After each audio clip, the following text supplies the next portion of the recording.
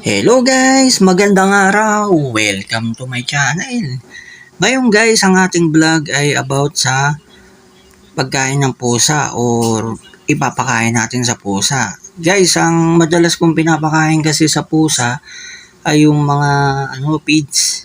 Yung tinatawag nila na princess or whiskas, etc. etc. Marami silang pagkain. Pero ito guys, kung gusto nyo pakainin yung pusa ninyo, yung mga alaga nyo, ito pwede nyo pakain to kasi pampagana sa kanila to, saka may vitamins. Yung sa mayayaman, isang buo lang nila pinapakain to. Kami, hinahaluan namin ng kanin para dumami siya guys kasi marami yung alaga namin pusa. Yan.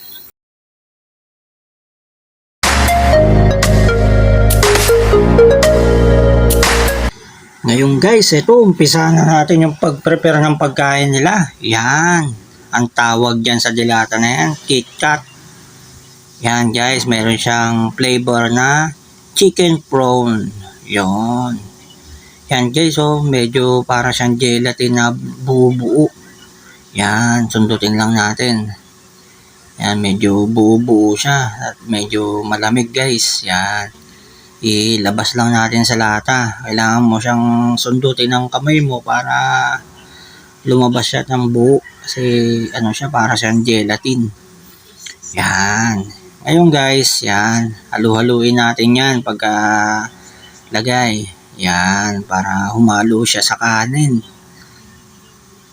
Para dumami siya guys. Kasi ang pusa namin, 5 sila lahat. Kaya pagkasya sa kanila yung isang dilata. Yan, 2 kuting. Pray muna kayo bago kumain. Kasi mamaya marami kayong kakainin. Kaya mag-pray muna kayo ha. Kasi para may susunod na biyaya, pag-pray nyo na maraming dumating na biyaya sa inyo. Yan guys, halu-haluin lang natin maigi para ilagay na natin yan sa lagayan nila. Yan. Madami-dami yan. Mabubusog ang mga alaga ko niyan guys. Kasi masarap ang pagkain. Gaganahan sila nito.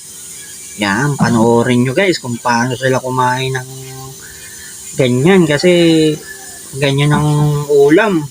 Ganadong-ganado yung mga alaga namin. Yan, lagay na natin guys. Yan.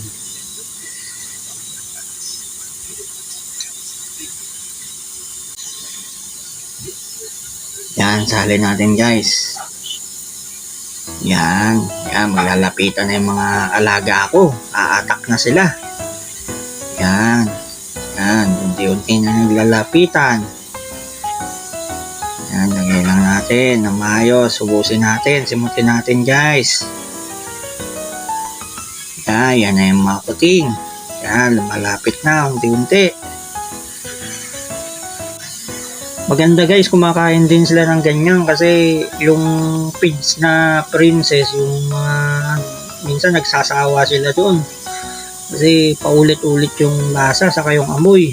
Ito, kanin, minsan gusto nila yung kanin na may ulam. Mas ganado sila kumain. Ayan, kompleto na sila guys. Oh. Ayan, maraming dami-dami makakain ng mga alaga ko. Tataba na oh. Lalo na tong isa, si Pogi. Yan. Okay, kain lang kayo ng madami.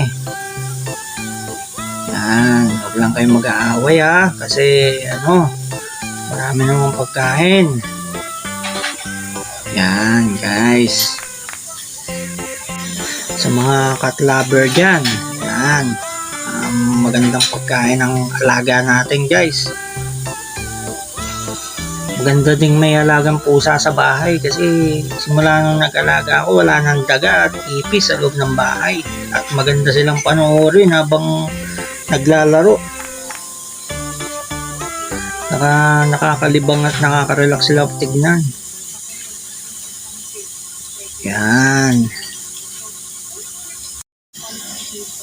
Yan guys, ubos na yung pagkain nila. Oh, grabe, sobrang magana talaga kumain yung mga kuting at pusa ko. Yan, simot na simot, walang natira guys. Yan.